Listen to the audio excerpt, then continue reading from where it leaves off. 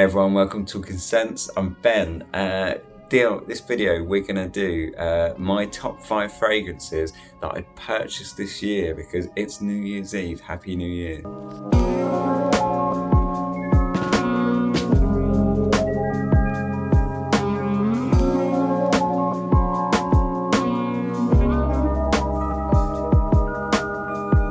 Okay, so why have I gone with my top 5 fragrances that I purchased this year rather than releases this year? Because initially I was going to do this video as top 5 fragrances released this year, right? But then I started thinking about it and I was really having to think kind of hard because I realised that actually most of the stuff that released this year I didn't really like that much. There was definitely a few. Up there would have been Terra Magnificence by Beaufort, which was nice, but it didn't like super blow me away yet. I haven't spent that much time with it, but it didn't blow me away. Memo Winter Palace, I really like that, but again, didn't really blow me away. I really like it. I think it's a beautiful fragrance, but I'm not sure, if I really was to make a serious list of like things that I would have bought, I'm not sure how high up that list it would have come, So I decided instead to just go with top 5 fragrances that I bought this year, regardless of release date. So yeah, these are my top 5 fragrances of 2019 that I bought in 2019. Let's just get started. So at number 5, and you can say these are in an order if you like. I don't normally do orders. I normally just give you 5 fragrances or whatever if I do a list, but we can actually say this is a 5 to 1. So at number 5, this is Louis Vuitton Matiere Noire. And the reason I picked this and put it at number 5 is because it's the only one on the list that I kind of flip-flopped on a little bit and I'm denied about whether to include. And it's not because it's a bad fragrance, it's just because it was between this one and Nouveau Monde by Louis Vuitton, and I love them both, and I think they're both incredible fragrances. But I wasn't sure which one to include, so all the others on this list, I've just made this list because they're great. This one goes at number 5 because I've sort of flip-flopped on it a little bit. The reason it won out in the end is because I feel like this has a very unique fingerprint or very unique footprint, whereas Nouveau Monde is a little bit more, I'm not going to say generic, well, it's a little bit more generic, but that's wrong. It's not generic at all, but it's a little bit less,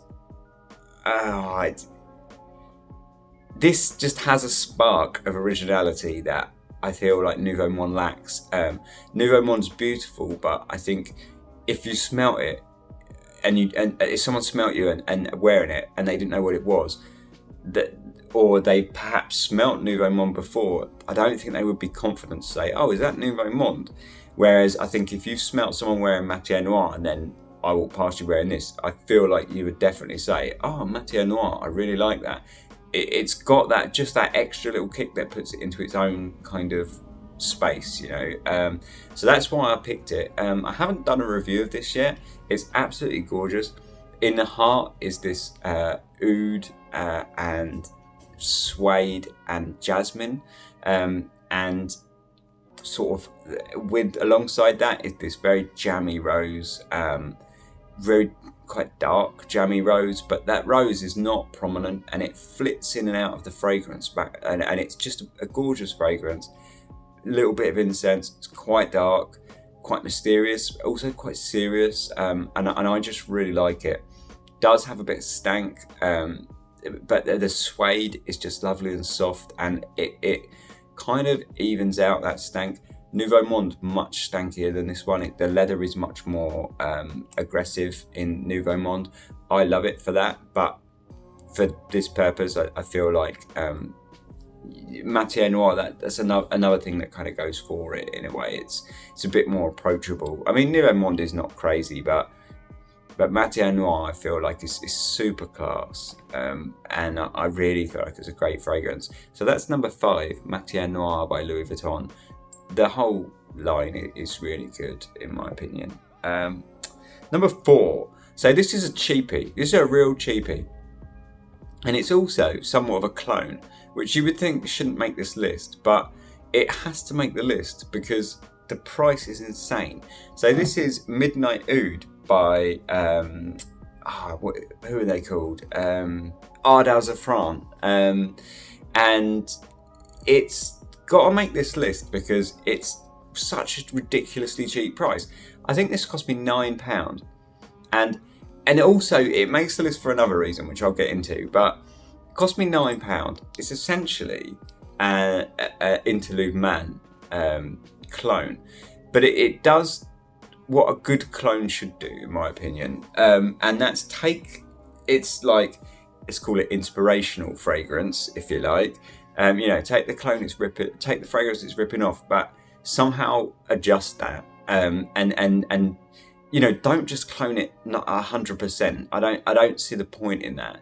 But Midnight Oud doesn't do that. It takes Interlude Man, like the heart of Interlude Man, and then softens it all. And for me, this is a more sort of casually wearable Interlude Man, and I really appreciate it for that. I really like the fact that I can just throw this on and I know that it's not going to scare anyone.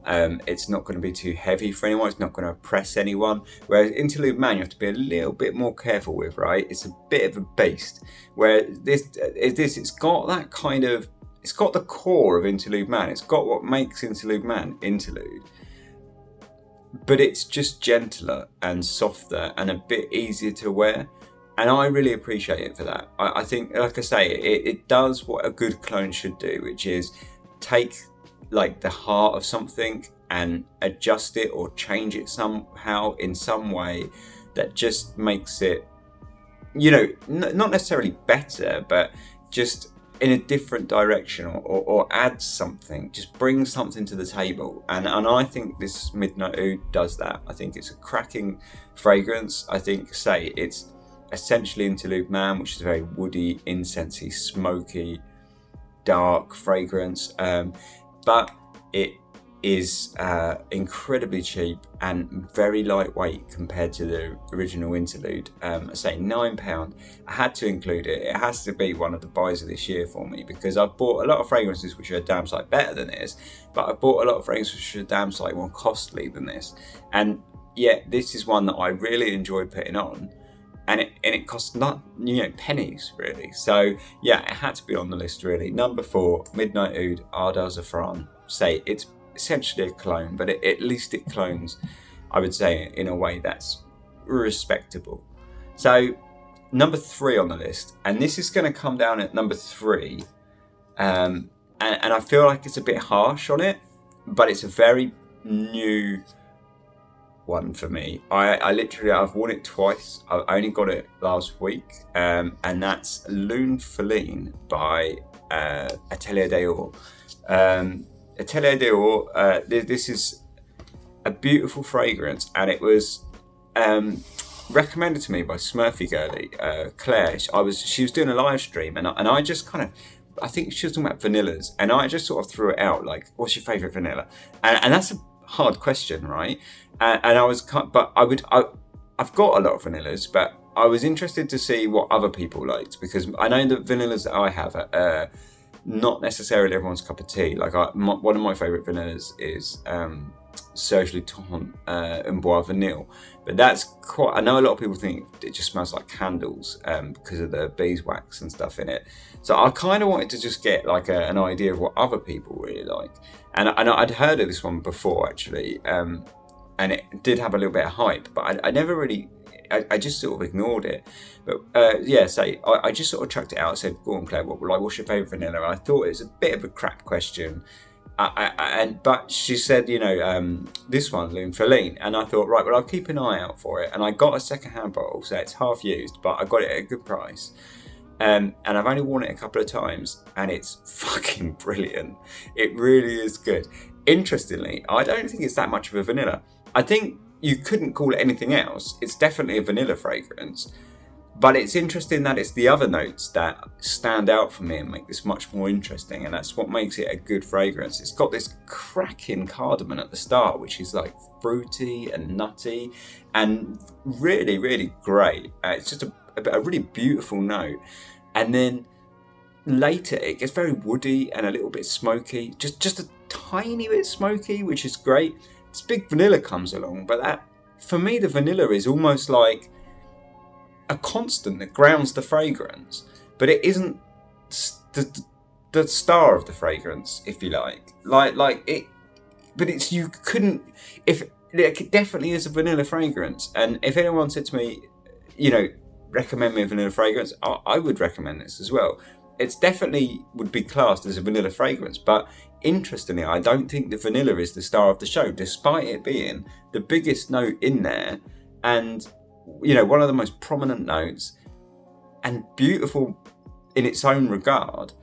But I think the stars are the woods and the cardamom for me, and there's this like cinnamon that's just really nice when you first spray it. I absolutely love it. I've worn it, I think, 3 times, and every time it's just got better.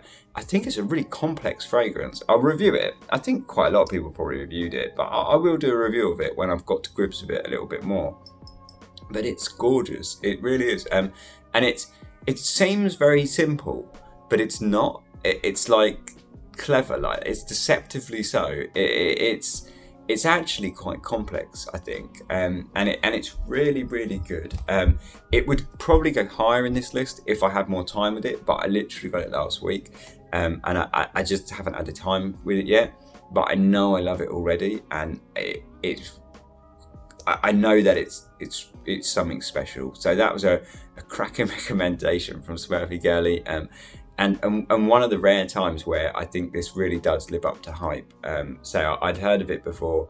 I'd heard a few people talk about it as a great sort of fragrance, and I so far it seems to be living up to it. It's gorgeous. So that's Atelier d'Or Lune Féline, cracking fragrance. Okay, number 2 for me is the second best fragrance that I bought this year is one that surprised me a little bit because it was a blind buy. Again, as always, and I didn't know what to expect really, and it's Zora's Civet, and it's not at all what you might think. If you've not smelt this, you think Civet, you think right, pissy, stinky, stanky, quite dark.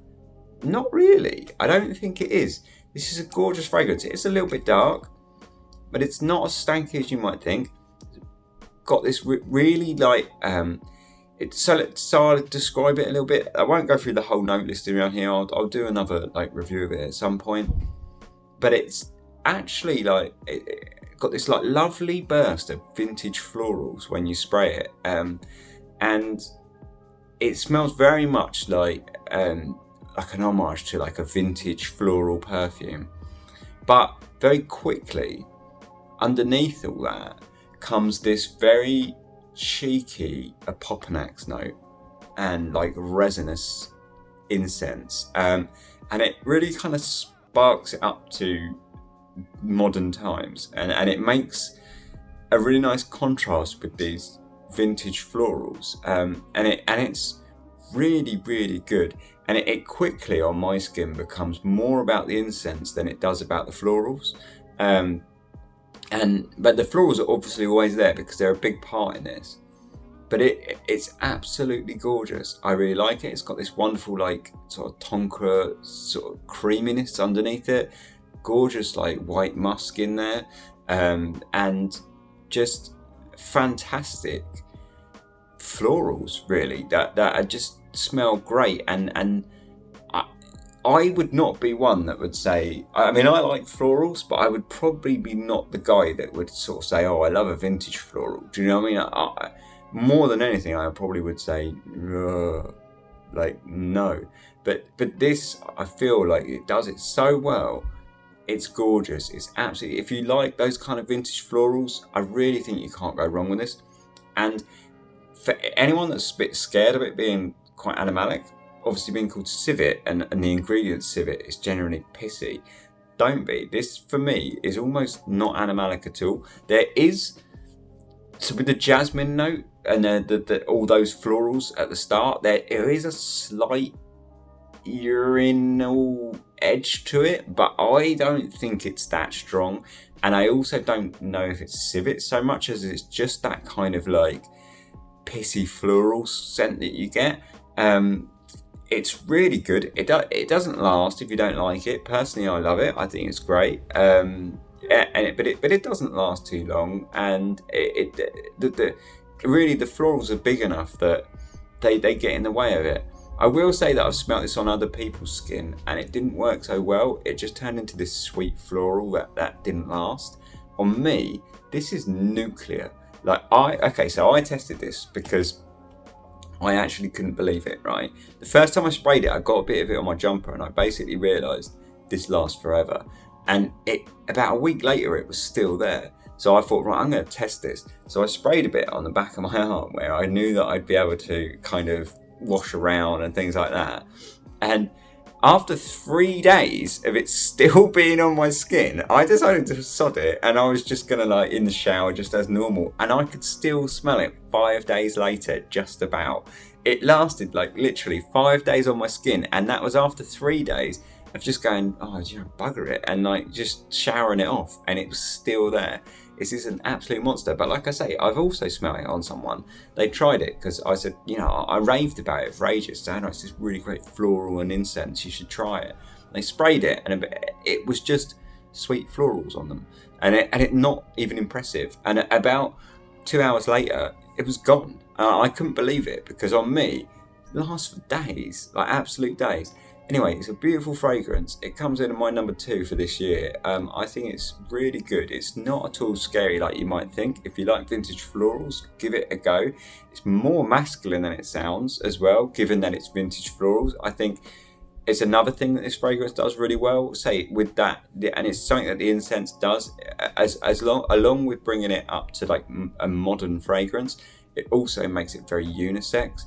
So yeah, Zoologist Civet, it's my number 2 fragrance of this year. Absolutely gorgeous. I'm really glad I bought it. It was a blind buy. I didn't know what to expect, and it quickly has shot up to the top of sort of my Zoologist collection. I don't think it quite pips number 1 spot, but it is there for me for there or thereabouts on my Zoologists. It's really, really good. I really, really rate it, and it has wonderful nostalgia and scent. So yeah, I'll review that one at a later time as well. So, my number 1 fragrance that I bought this year. I think I've talked about this before. I'm pretty sure a lot of people might guess this if they follow my channel. So let's just come out with it. It's Xerjoff Cruz del Sur 1. 1 is important. It's fantastic. It's by far and away, I really like all of these fragrances that I've just given you the top 5, but it wasn't hard to pick a number 1. That's how good this is. This is by far and away my top fragrance of this year, and not only this year, it could easily waltz into any list that I made for the decade, and possibly even my all-time. Like, this is not, I don't know if it would go number 1 all-time favourite, but it could walk into the top 5 list of all time, I think, quite easily. This is a really special fragrance. I'm so glad I bought this. Again, it was a blind buy, and I'm really glad it was. It's just a wonderful, stinky leather with this gorgeous kind of dried fruits, almost like a wine smell. There's sort of some booziness in there, some sweetness, some sort of resins. It's just fantastic. What I really like about this, and I spoke about it when I talked about in the video that I made on it, which I think was a tag video, and it's just the fact that it smells very individual and unique, and I've never smelled anything that's even close to the scent profile, and yet it smells very, very like crowd pleasing at the same time. It somehow walks a wonderful tightrope between stinky as all hell, because it does have a very, very, very animalic, dirty leather in here, and yeah, it's quite stinky, but somehow it balances that perfectly with this really easy wearability and likability. It has this wonderful kind of sweetness that underscores it and just makes it appealing. And then you've got on top of that these kind of really nice dried fruits that just kind of give it something exotic and kind of warm and rich and dense feeling, and it goes with the resins, obviously. Really great. So that for me is my number one, without a doubt. Cruz del Sur 1 by Xerjoff. It's my top buy of this year by quite some margin. The only one that comes close really is Lune Féline, and that I don't think would pip number one at all. Might come close if I wear it enough, because I really think this is good. Obviously I put this at number 3, not number 2, but that's to say it's because it's too new for me to really judge yet. But I think it's the only fragrance that comes even remotely close, really. Like, everything else on this list is good, but there is a clear gap for me between 5, 4, 3, 2, and then there's a clear gap to this. This is such good fragrance. If you can get it, I recommend it. I say I'm not sure if I'd say recommend blind buying it, even though I'm raging about it and saying how good it is, because it does have that stanky leather. But you know what, if you had to, push come to shove, I would probably say do it. It's so good. It's such a good fragrance. I will cry massive man tears when this runs out. It's really, by far my top favourite. I'm that excited that I can't even talk. It's by far my top fragrance of 2019. So yeah, that's my list. Top fragrances 2019. Thanks very much for watching. Thank you very much for watching all year, and all your likes, all your dislikes, all your comments. Thanks very much. Happy New Year to you. I'm wishing you all the best for 2020. Thanks very much. Cheers, guys.